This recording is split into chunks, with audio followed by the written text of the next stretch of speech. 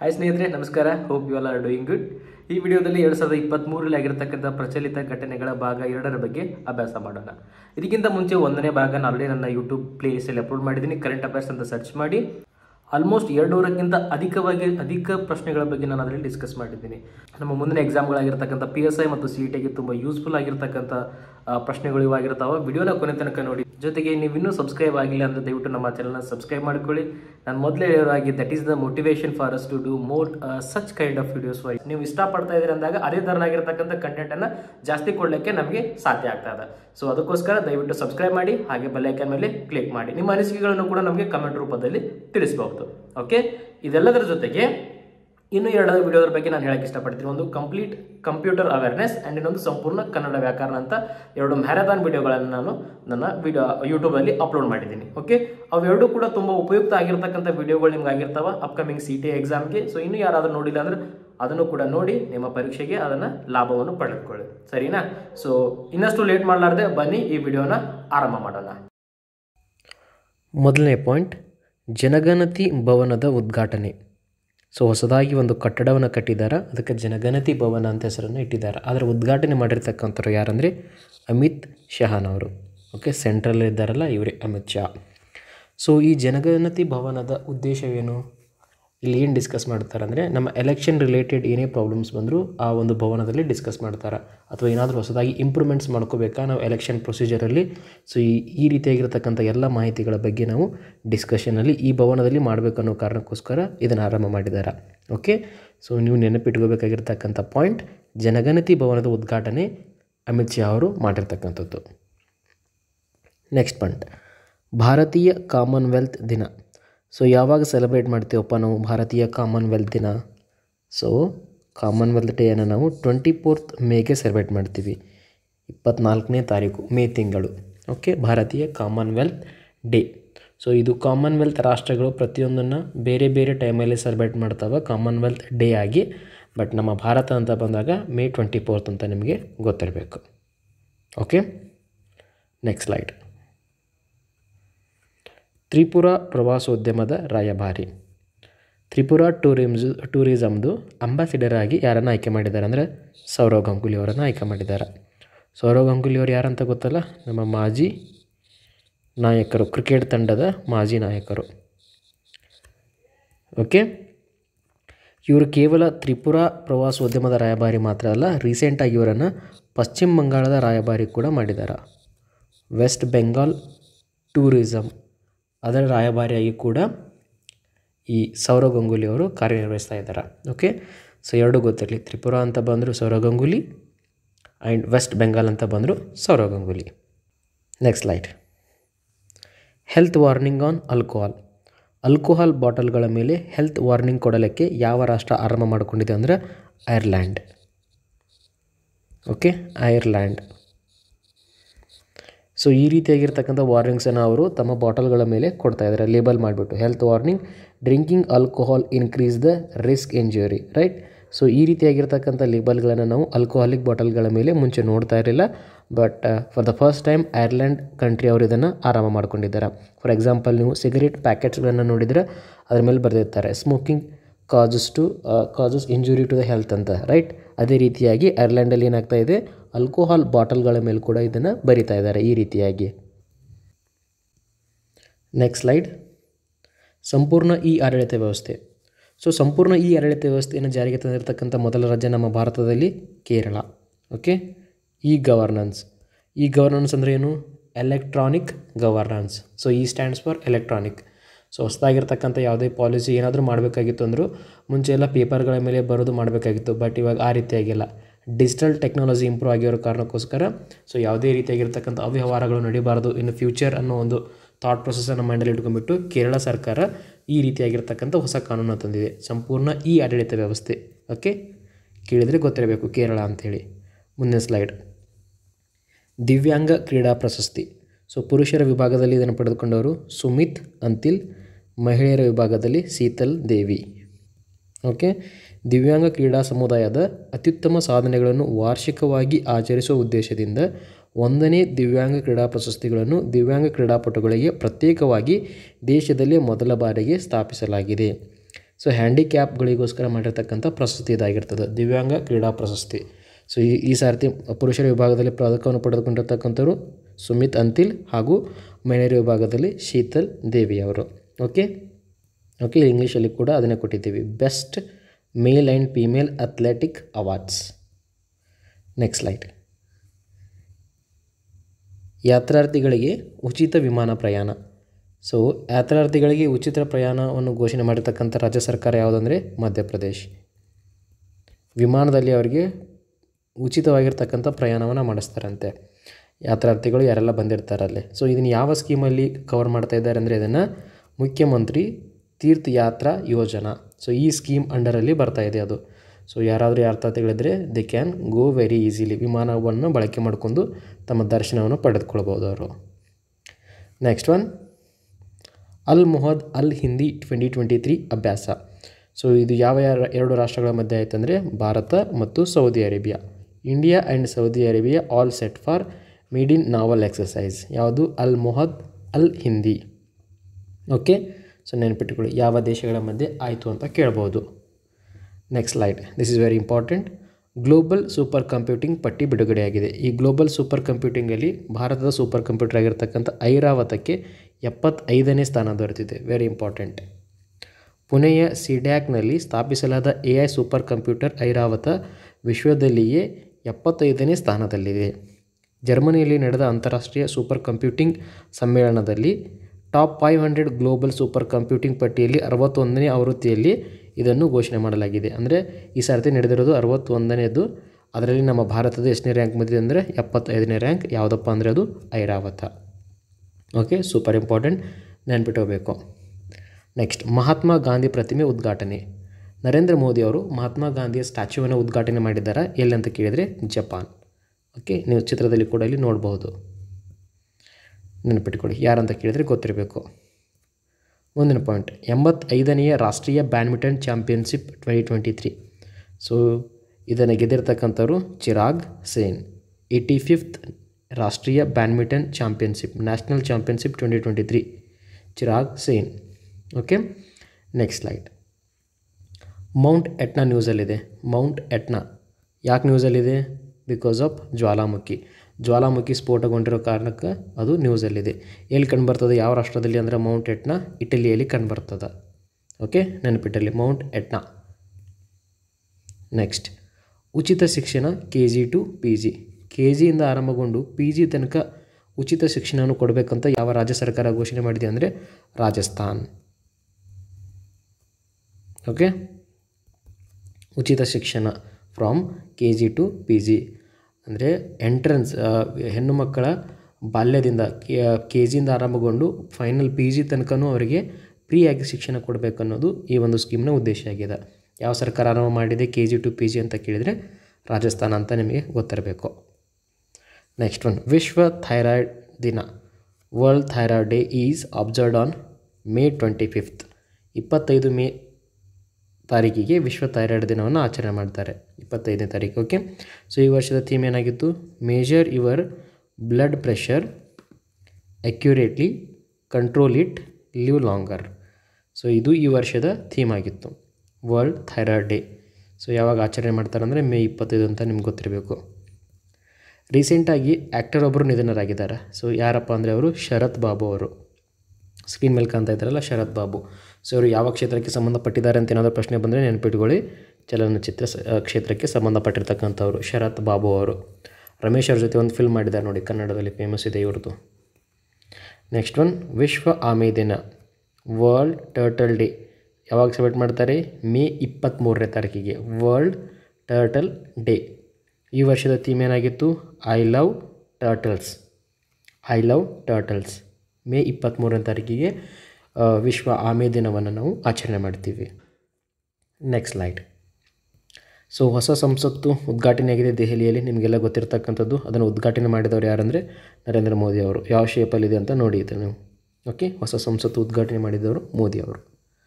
Next, IPL 16th edition. ಇದನ್ನು ಗೆದ್ದಿರ್ತಕ್ಕಂಥವ್ರು Chennai Super Kings, CSK.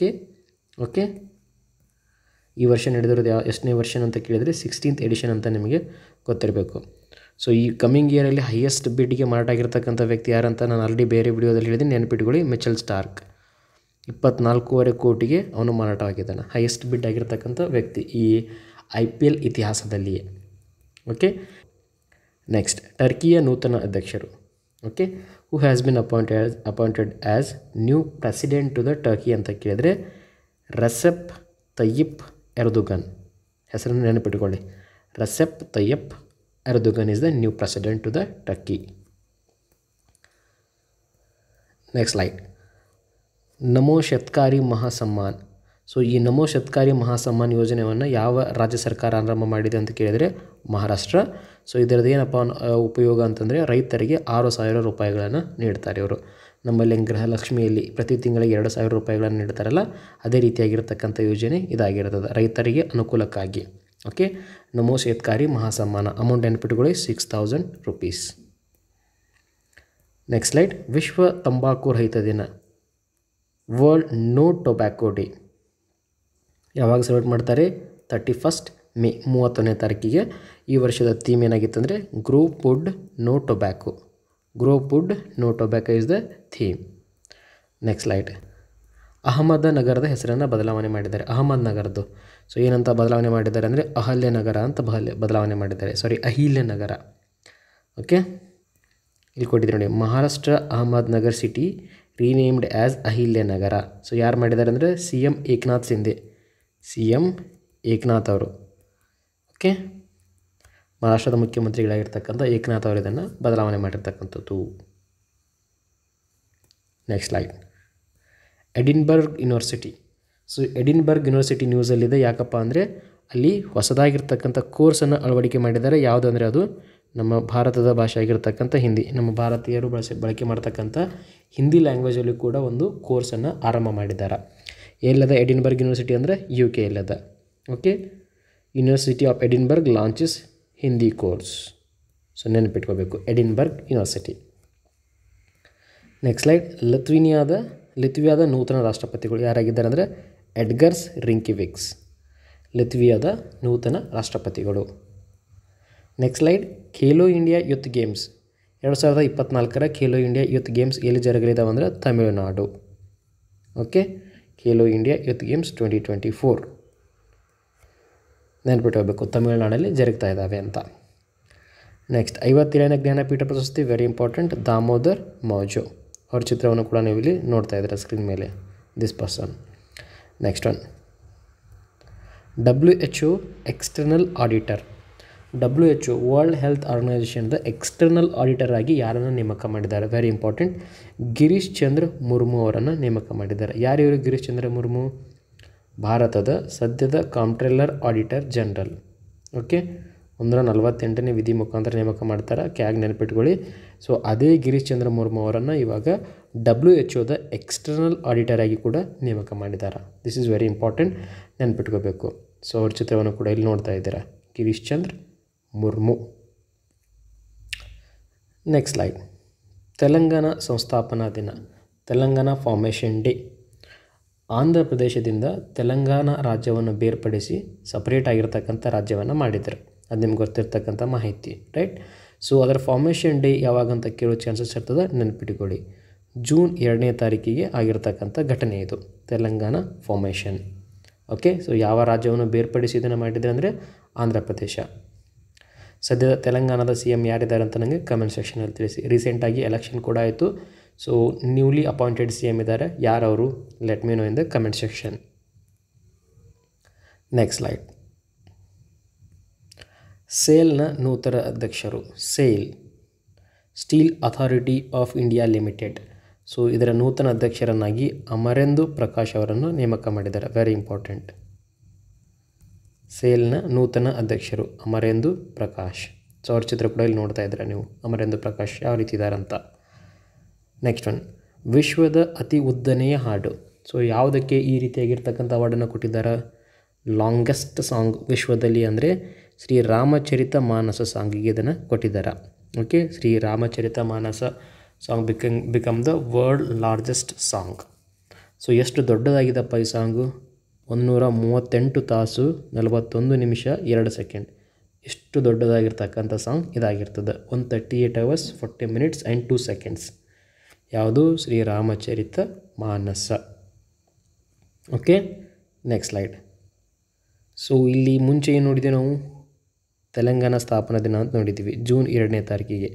ಅದೇ ರೀತಿಯಾಗಿ ಗೋವಾ ಸ್ಥಾಪನಾ ದಿನ ಅಂತ ಯಾವಾಗ ಮಾಡ್ತಾರೆ? ಗೋವಾ ಫೌಂಡೇಶನ್ ಡೇ ಅಂತಂದರೆ May 30. Okay, Goa foundation day May 30. This is also important. Next, ಪೋರ್ಚುಗೀಸರನ್ನು ಗೋವಾದಿಂದ ಹೊರಗಟ್ಟಲು ಭಾರತ ಕೈಗೊಂಡ ಕಾರ್ಯಾಚರಣೆ ಯಾವುದು? ಆಪರೇಷನ್ ವಿಜಯ್. ಆಪರೇಷನ್ ವಿಜಯ್ ಯಾವಾಗ ಹೊರಗೆ ಹಾಕಿದ್ರಪ್ಪ ಇವರು ಅಂದರೆ 1961ರಲ್ಲಿ. ಓಕೆ, ನಮ್ಮ ಇತಿಹಾಸದಲ್ಲಿ ಪೋರ್ಚುಗೀಸರೇ ನಮ್ಮ ಭಾರತ ದೇಶಕ್ಕೆ ಮೊದಲು ಬಂದವರು, ಜೊತೆಗೆ ನಮ್ಮ ದೇಶದಿಂದ ಕೊನೆ ಹೋದವರು ಅವರೇ ಆಗಿರ್ತಾರೆ. ಓಕೆ, ವಾಸ್ಕೋ ಡಿ ಗಾಮ ಬಂದಿರ್ತಾನಲ್ಲ, ಅದು ನಿಮ್ಗೆ ಗೊತ್ತಿರ್ತಕ್ಕಂಥ ಮಾಹಿತಿ. 1498ರಲ್ಲಿ ಕೇರಳದ ಕ್ಯಾಲಿಕಟ್ಗೆ, ರೈಟ್. ಫಸ್ಟು ಅವರೇ ಬರ್ತಾರೆ, ಕೊನೆಗೂ ಅವರೇ ಹೋಗ್ತಾರೆ. Okay, next slide. United nation 2024 2024 United nation ಏನಂತ ಘೋಷಣೆ ಮಾಡಿದೆ? ಕ್ಯಾಮಿಲೇಟ್ ಇಯರ್ ಅಂತ ಘೋಷಣೆ ಮಾಡಿದೆ. ಕ್ಯಾಮಿಲೇಟ್ ಏನು ಒಂಟಿ ಥರ ಕಾಣ್ತಾ ಇದೆಯಲ್ಲ, ಇದು ಕ್ಯಾಮಿಲೇಟ್. ಸೊ ಇದನ್ನು 2024ರಲ್ಲಿ ಯುನೈಟೆಡ್ ನೇಷನ್ ಅವರು ಈ ವರ್ಷಕ್ಕೆ ಘೋಷಣೆ ಮಾಡಿರ್ತಕ್ಕಂಥದ್ದು ಕ್ಯಾಮಿಲೇಟ್. ಕೇಳ್ತಾರೆ ಯಾವ ವರ್ಷ ಅಂತ ಘೋಷಣೆ ಮಾಡಿದ್ದಾರೆ ಯುನೈಟೆಡ್ ನೇಷನ್ ಅಂತಂದರೆ ಕ್ಯಾಮಿಲೇಟ್ ಅಂತ ಗೊತ್ತಿರಬೇಕು. ವೆರಿ ವೆರಿ ಇಂಪಾರ್ಟೆಂಟ್ ಆಗಿರ್ತಕ್ಕಂಥದ್ದು ಇದು. ಓಕೆ, ಕ್ಯಾಮಿಲೇಟ್. Next slide. Environmental airline 2023. So ಈ ರೀತಿಯಾಗಿ ಯಾವುದಕ್ಕೆ ಹೆಸರು ಕೊಟ್ಟಿದ್ದಾರೆ ಅಂದರೆ ಎತಿಹಾದ್ ಏರ್ಲೈನ್ಸ್ಗೆ. Very important. Etihad, okay, airways named as environmental airline of the year. Very very important, ನೆನಪಿಟ್ಕೋಬೇಕು ಈ ಹೆಸರನ್ನು, Etihad. Okay, next slide. So ರೀಸೆಂಟಾಗಿ ನಮ್ಮ ಸಂಸತ್ತು ಉದ್ಘಾಟನೆ ಆಯಿತು, ಹೊಸದಾಗಿರ್ತಕ್ಕಂಥ ಸಂಸತ್ತು. ಅದರ ಸ್ಮರಣಾರ್ಥವಾಗಿ ಎಷ್ಟು ರೂಪಾಯಿಯ ಕಾಯಿನ್ಗಳನ್ನು ಬಿಡುಗಡೆ ಮಾಡಿದ್ದಾರೆ ಅಂದರೆ 75 ರೂಪಾಯಿಯ ನಾಣ್ಯಗಳನ್ನು ಬಿಡುಗಡೆ ಮಾಡಿದ್ದಾರೆ ಮೋದಿ ಅವರು. 75. ಸೊ ಸ್ಕ್ರೀನ್ ಮೇಲೆ ಕಾಣಿಸ್ತಾ ಇದೆ 75 ರೂಪಾಯಿಯ ನಾಣ್ಯ, ಸರಿನಾ? ಸೊ ಇದನ್ನು ನೂತನ ಸಂಸತ್ ಉದ್ಘಾಟನೆ ಸ್ಮರಣಾರ್ಥವಾಗಿ ರಿಲೀಸ್ ಮಾಡಿರ್ತಕ್ಕಂಥದ್ದು. ನೆಕ್ಸ್ಟ್, 2ನೇ ಜಲ ವಿದ್ಯುತ್ ಯೋಜನೆಗೆ ಸಮ್ಮತಿ. ಸೊ ಯಾವ 2 ರಾಷ್ಟ್ರಗಳ ನಡುವೆ ಆಗಿರ್ತಕ್ಕಂಥದ್ದಪ್ಪ ಇದು ಅಂದರೆ India gets approved to set up second hydro power project in Nepal. Bharat ಮತ್ತು ನೇಪಾಳ ನಡುವೆ 2ನೇ ಹೈಡ್ರೋ ಪವರ್ ಪ್ರಾಜೆಕ್ಟ್ ಆರಂಭ ಮಾಡಲಿಕ್ಕೆ ಅನುಮತಿ ಸಿಕ್ಕಿದೆ. ಸೊ ಯಾವ ರಾಷ್ಟ್ರ ಅಂತ ಗೊತ್ತಿರಲಿ? Nepal. Okay, India and Nepal. So ಈ 2 ರಾಷ್ಟ್ರಗಳ ಮಧ್ಯೆ ಆರಂಭಗೊಂಡಿರ್ತಕ್ಕಂಥದ್ದು 2ನೇ ಜಲವಿದ್ಯುತ್ ಯೋಜನೆ ಇದಾಗಿರ್ತದೆ, hydro power project. Next one, ಕೇಂದ್ರ ಜಾಗೃತ ಆಯೋಗದ ಕಮಿಷನರ್. ಸೊ ಕೇಂದ್ರ ಜಾಗೃತ ಆಯೋಗದ ಕಮಿಷನರ್ ಆಗಿ ಯಾರನ್ನು ನೇಮಕ ಮಾಡಿದ್ದಾರೆ ಅಂದರೆ ಸ್ಕ್ರೀನ್ ಮೇಲೆ ಕಾಣ್ತಾ ಇದ್ದಾರಲ್ಲ ಇವರೇ, Praveen Kumar Srivastav. Okay, Praveen Kumar Srivastav is appointed as new commissioner for central vigilance commission. Next slide. So ರೀಸೆಂಟಾಗಿ ವೇದ್ ಕುಮಾರಿ ಗೈ ಅವರು ತೀರ್ಕೊಂಡ್ರು. ವೇದ್ ಕುಮಾರ್ ಗೈ ತೀರ್ಕೊಂಡ್ರು. ಸೊ ಇವರು ಯಾವ ಕ್ಷೇತ್ರಕ್ಕೆ ಸಂಬಂಧಪಟ್ಟಿರ್ತಕ್ಕಂತಂದರೆ ಸಂಸ್ಕೃತ ವಿದ್ವಾಂಸರು. Okay, very important. ಸಂಸ್ಕೃತ ವಿದ್ವಾಂಸರಾಗಿರ್ತಕ್ಕಂಥ ಇವರು ತೀರ್ಕೊಂಡಿದ್ದಾರಾ? ಸಹಜ ವಯೋವೃದ್ಧ ಕಾಯಿಲೆ ತೀರಿಕೊಳ್ಳಲಿಕ್ಕೆ ಕಾರಣ ನೆನಪಿಟ್ಕೊಳ್ಳಿ, Vedkumari Gahi. Okay, next, mega yoga ಉತ್ಸವವನ್ನು ಎಲ್ಲಿ ಮಾಡಿದ್ರಪ್ಪ ಅಂದರೆ ಹೈದರಾಬಾದಲ್ಲಿ. Mega yoga utsav held in Hyderabad. Okay, ಕೇಳ್ತಾರೆ ಮೆಗಾ ಉತ್ಸವವನ್ನು ಎಲ್ಲಿ ಆರಂಭ ಮಾಡಿದ್ದಾರೆ ಅಂದರೆ ಹೈದರಾಬಾದ್ ಅಂತ ನಿಮಗೆ ಗೊತ್ತಿರಬೇಕು. ನೆಕ್ಸ್ಟ್, ಕೀರ ಭವಾನಿ ಮೇಳ. ಸೊ ಕೀರ ಭವಾನಿ ಮೇಳ ಎಲ್ಲಿ ಆಚರಣೆ ಮಾಡ್ತಾರೆ ಅಂದರೆ ಜಮ್ಮು ಕಾಶ್ಮೀರಲ್ಲಿ ಆಚರಣೆ ಮಾಡ್ತಾರೆ, ಕೀರ ಭವಾನಿ ಮೇಳ. ನೆಕ್ಸ್ಟ್ ಸ್ಲೈಡ್, ನೀತಿ ಆಯೋಗ ಆರೋಗ್ಯ ಸೂಚ್ಯಂಕ. ಸೊ ಈ ನೀತಿ ಆಯೋಗ ಆರೋಗ್ಯ ಸೂಚ್ಯಂಕದಲ್ಲಿ ಈ ವರ್ಷದಲ್ಲಿ ಟಾಪ್ ಇರತಕ್ಕಂಥ ರಾಜ್ಯ Kerala. Kerala retain the top position in the health index of NITI Aayog for 2021. So ಈ 2020-21ಕ್ಕೆ ಟಾಪಲ್ಲಿ ಇರ್ತಕ್ಕಂಥದ್ದು ಕೇರಳ ರಾಜ್ಯ. Okay, first water metro project ಕೂಡ ಕೇರಳದಲ್ಲಿ ಆರಂಭಗೊಂಡಿದೆ, water metro project Kerala. Okay, so hope ಇದು ನಿಮಗೆ ಕ್ಲಿಯರ್ ಆಗಿದೆ ಅನ್ಕೋತೀನಿ. ಈ ಗವರ್ನೆನ್ಸಲ್ಲಿ ಅದು ಕೂಡ ಕೇರಳ, ಆಲ್ರೆಡಿ ನಾವು ಅದನ್ನು ಕವರ್ ಮಾಡಿದ್ದೀವಿ. ನೆಕ್ಸ್ಟ್, ರಿಂಗ್ ಸೈಡ್ ಅನ್ನೋದೇನು? It is an a book. ಈ ಪುಸ್ತಕವನ್ನು ಯಾರು ಉದ್ಘಾಟನೆ ಮಾಡಿದ್ದಾರೆ ಅಂದರೆ ಶಶಿ ತರೂರ್ ಅವರು ಉದ್ಘಾಟನೆ ಮಾಡಿರ್ತಕ್ಕಂಥದ್ದು. Okay, ring side. Next slide, Balasore railway ದುರಂತ.